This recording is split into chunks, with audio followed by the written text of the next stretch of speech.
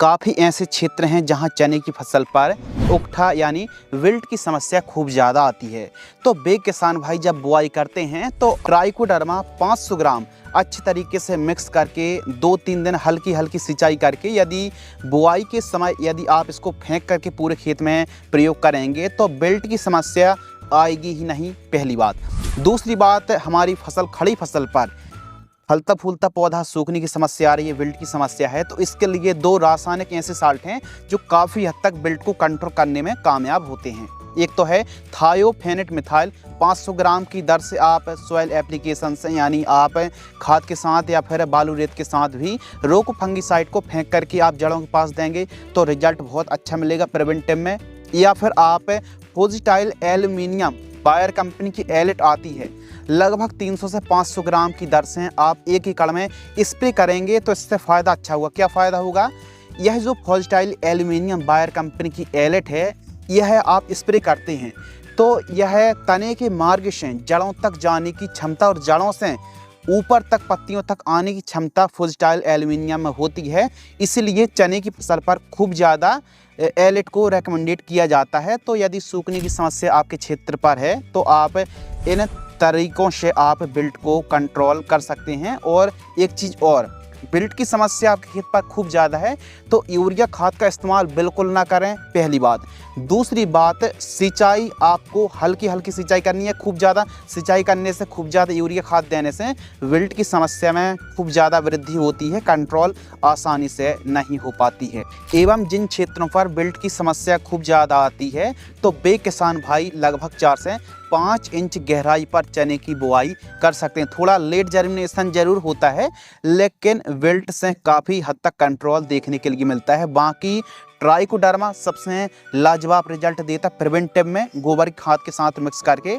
दूसरी बात, रासायनिक के लिए रोको और या तो फिर आप एलिट का स्प्रे कर सकते हैं या फिर जड़ों से चला सकते हैं, बहुत बढ़िया कंट्रोल मिलने वाला है। तो आज की इस वीडियो के माध्यम से चने की फसल पर और भी समस्याएं आती जैसे फली छेदक है, अच्छे से फ्लावरिंग फ्रूटिंग सेट हो, कब कितनी सिंचाई करनी चाहिए, इसके अलावा कौन कौन सी दवाइयों का छिड़काव करना चाहिए, कौन सी वैरायटी लगानी चाहिए एक अच्छी उपज के लिए। आपको पता है चना एक ऐसी फसल है जो तिलहनी और दलहनी फसल होती हैं, इनकी गांठों में जो जड़ें होती हैं, जड़ों के पास राइजोबियम की गांठें बन जाती हैं जो ऑटोमेटिक नाइट्रोजन को पूर्ति एक प्रकार से कर लेती हैं, ज़्यादा यूरिया खाद देने की आवश्यकता होती नहीं। और चने की फसल पर तो जो भी आप खादें इस्तेमाल कर रहे हैं वो सब रिजल्ट और फ़ायदा काफ़ी अच्छा मिलेगा और चने की फसल से आप सर्वोत्तम पैदावार निकाल सकते हैं। तो इस वीडियो के माध्यम से हम चने की उन्नत खेती की संपूर्ण जानकारी, बुआई से लेकर सही समय से लेकर के बेस्ट वैरायटी,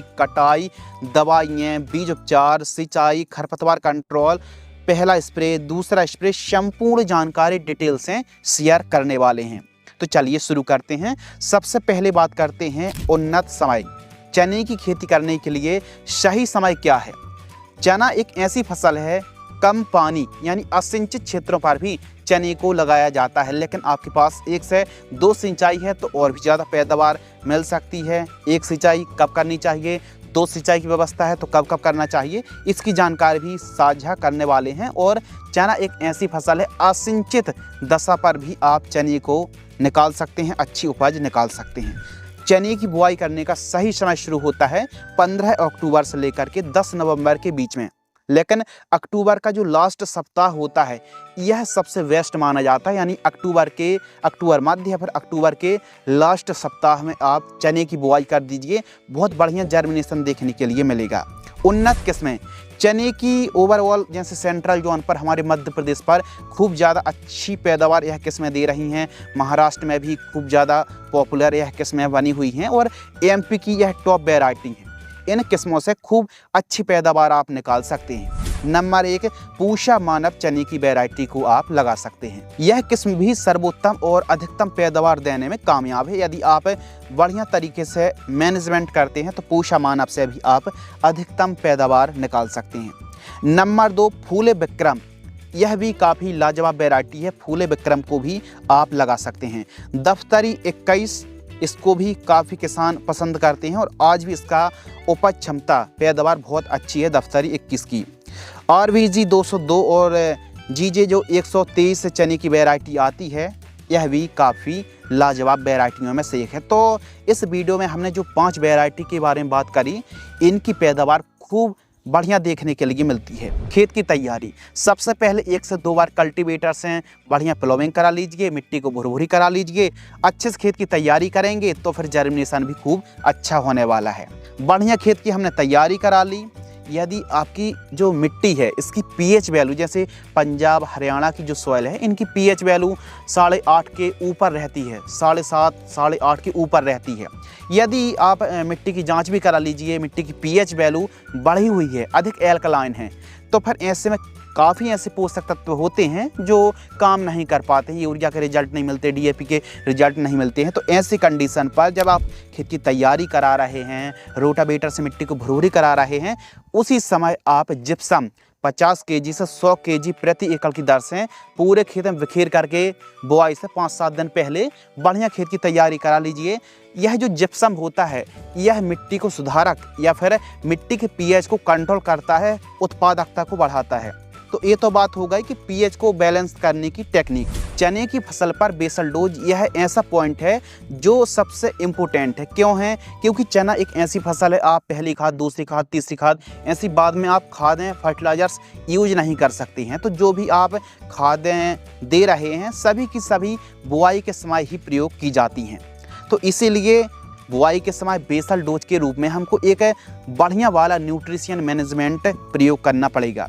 तो देखिए, चना एक ऐसी फसल है, इसमें जड़ संबंधित काफ़ी बीमारियां आती हैं। तो इसके लिए हम थायोफेनेट मिथाइल ले रहे हैं 500 ग्राम। और आपको पता है कि कीटों का प्रकोप भी, दीमक है, वाइट ग्राब है, या फिर जड़ों को नुकसान पहुंचाने वाले जो कीट होते हैं, इनको कंट्रोल करने के लिए या तो दानेदार कीटनाशक या फिर लिक्विड जो कीटनाशक आती है, क्लोरसाइपर वाला जो कॉम्बिनेशन आता है साल्ट, यह 500 ml आपको प्रयोग करना चाहिए। इसके साथ हम ले रहे हैं पॉलीसल्फेट जो ICL कंपनी की आती है। इसमें सल्फर भी है, कैल्शियम भी है। आप जो पोषक तत्व देख रहे हैं, 4 पोषक तत्व पॉलीसल्फेट में मिल जाते हैं और यह उपज बढ़ाने में बहुत बढ़िया काम करती है। 25 केजी 1 एकड़ में पर्याप्त रहेगी। यूरिया खाद भी हम ले रहे हैं लगभग 20 केजी, जो कि स्टार्टिंग से ही नाइट्रोजन की पूर्ति मतलब करेगी। बायोबीटा जो दानेदार आता है, लगभग 15 केजी से 20 केजी सीवीड है और रिजल्ट बहुत अच्छा देता है। हम बायोबीटा दानेदार की बात कर रहे हैं, जो सीवीड एक्सट्रैक्ट है, पैदावार को बढ़ाता है। इसके अलावा सल्फर, आपको पता है कि चना एक दलहनी फसल है और प्रोटीन की मात्रा बढ़ाने में सल्फर बहुत अच्छा काम करती है। वैसे तो पॉलीसल्फेट में भी सल्फर है, लेकिन हम बेंटोनाइट सल्फर अलग से ले रहे हैं ताकि आगे चल के चने की फसल पर सल्फर की कमी ना आए। और सल्फर रोगों से लड़ने की ताकत देती है, पैदावार को बढ़ाती है, फसल को हरी भरी रखती है। तो सल्फर 10 केजी हम ले रहे हैं। और पोटास जो कि दाने भरा में बहुत बढ़िया काम करती है, पोटास MOP ले रहे हैं लगभग 30 केजी के लगभग, और 50 केजी DAP। यह सभी खादें देखने में, सुनने में अधिक जरूर लग रही हैं, लेकिन चने की फसल पर यह पूर्ण एक प्रकार से पोषक तत्व का कॉम्बिनेशन है जो पैदावार को बढ़ाने में, उपज को बढ़ाने में बहुत अच्छा काम करता है। यदि आपकी भूमि उपजाऊ है, बढ़िया सॉइल है, तो फिर रासायनिक खादों की मात्रा को कम करके गोबर जैसी खादों का इस्तेमाल आप कर सकते हैं। तो इन सभी खादों को 1 एकड़ में प्रयोग करना है बेसल के समय जब आप बुआई कर रहे हैं। अगला पॉइंट शुरू होता है प्रति एकड़ सीड्स। 1 एकड़ में कितना हमको बीज की आवश्यकता पड़ने वाली है। तो बुआई के लिए 30 किलोग्राम से लेकर के 35 केजी तक 1 एकड़ में सीड्स की बुआई बहुत अच्छी मानी जाती है। और जब आप बुआई कर रहे हैं तो बुआई से पहले कहीं से भी, आप घर का हो चाहो आप खरीद के सीड्स ला रहे हैं, बीज उपचार जरूर कीजिए। बीज उपचार करने से सबसे बड़ा फायदा होता है कि सूखने की समस्या नहीं आती है, जर्मिनेशन बढ़ जाता, अधिक से अधिक जो सीड्स रहते हैं वो जर्मिनेट होते हैं, हरी भरी फसल रहती है, जड़ों में फंगस नहीं लगती हैं और बढ़िया अंकुरण, बढ़िया फसल। बुआई से लेकर के 40-50 दिन तक जो जड़ में लगने वाले फंगस से हमारी फसल को बचाती हैं यह दवाई।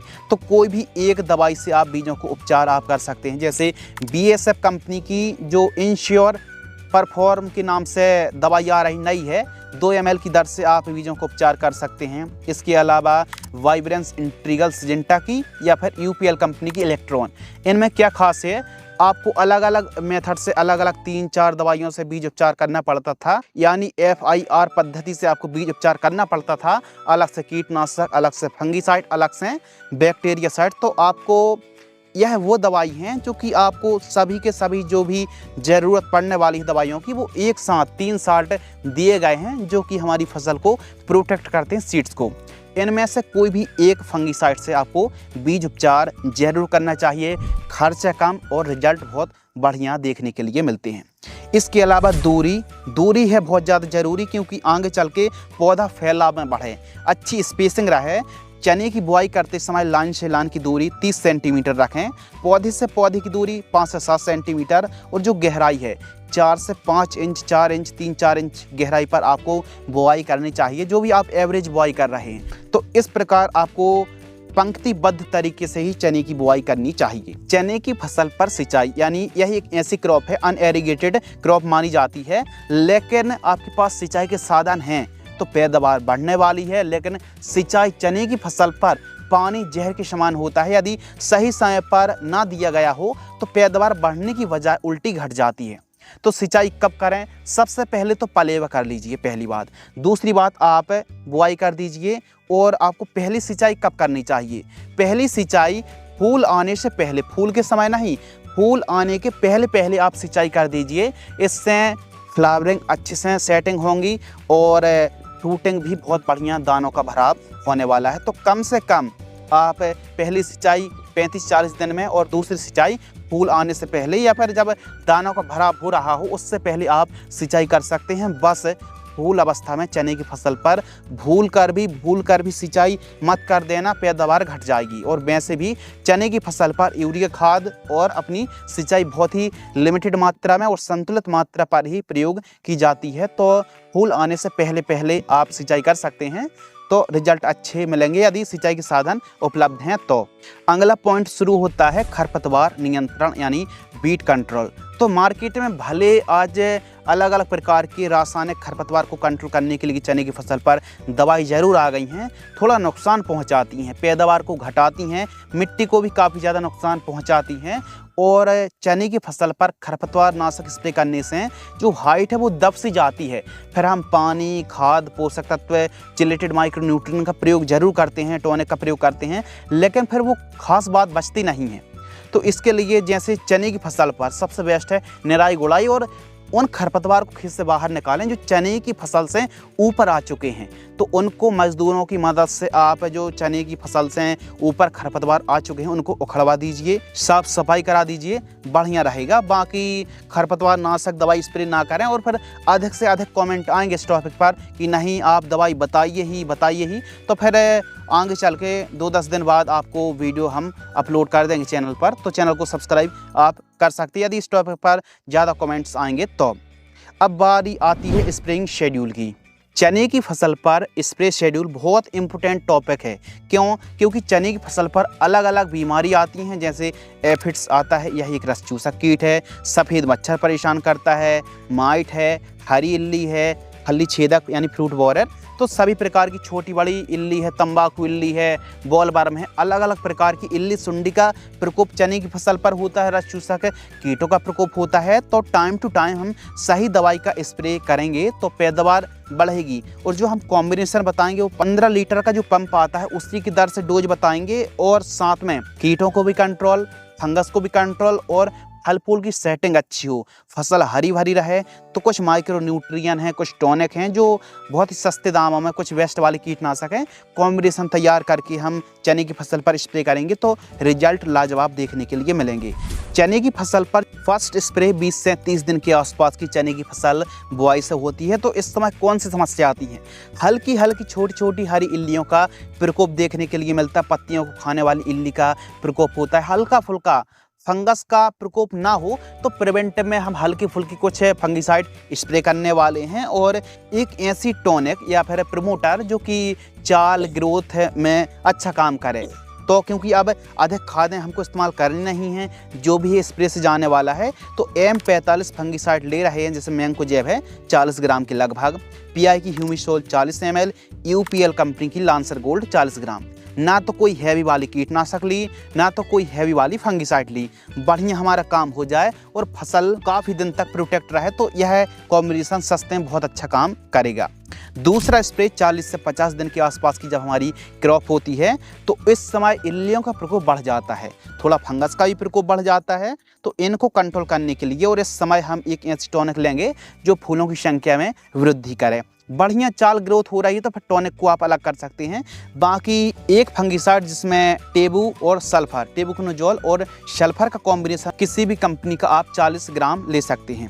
इसके साथ क्लोर साइपर वाला जो कॉम्बिनेशन आता है 25 से 30 ml, एमामेक्टिन बेंजोएट इल्लियों को नियंत्रित करेगी 10 ग्राम, कासुगामाइसिन 25 ml जो कि बैक्टीरिया जनित बीमारियों को नियंत्रित करती है 25 ml। और यदि ज़रूरत पड़ रही कि फल फूल कम है तो फिर इसी कॉम्बिनेशन में ईसाबियोन 25 ml की दर से जो टॉनिक आती है इनको आप घोल करके स्प्रे कर सकते हैं। सबसे खास और सबसे अलग बात ये है कि इन सभी दवाइयों को अलग अलग बाल्टी पर घोल लीजिए और फिर मिक्स करेंगे तो ना तो घोल फटने की समस्या आएगी और ना रिजल्ट कम की समस्या आएगी। चने की फसल पर स्प्रे शाम टाइम करें, बेहतरीन रिजल्ट देखने के लिए मिलेगा। चने की जो भाजी होती है यानी टॉप सीड्स को कट करने से ज़्यादा फुटाव आते हैं, ज़्यादा से ज़्यादा पौधा ब्रांचेस में बढ़ता है।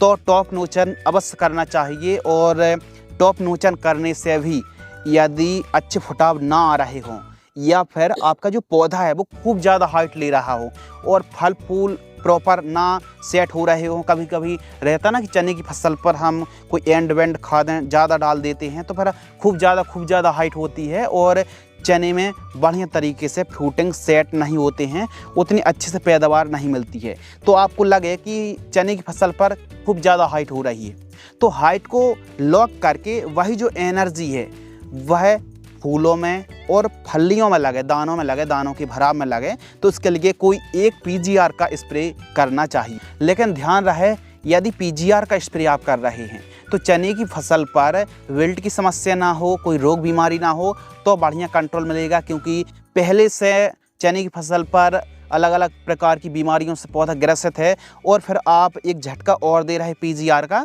तो फिर फसल में कोई पैदावार खास मिलने वाली नहीं है।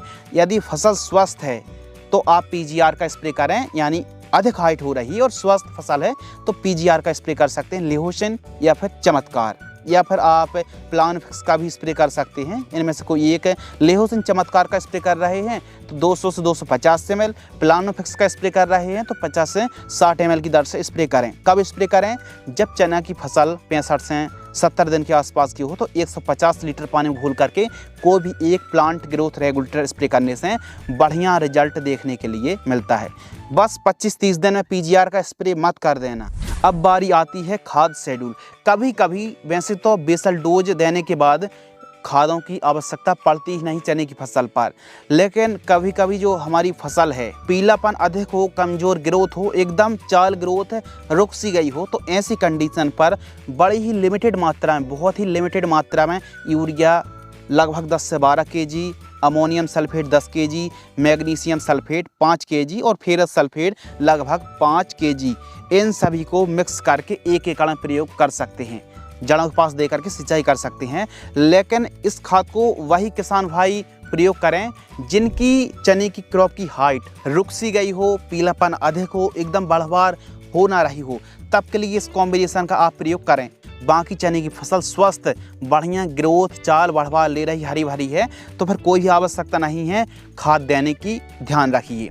इसके अलावा लाइफ साइकिल, चने की फसल की जो लाइफ साइकिल है यह वैरायटियों पर डिपेंड करती है। कुछ वैरायटी 95 दिन में तैयार हो जाती हैं तो कुछ वैरायटी 130 से 135 दिन का समय लेती हैं।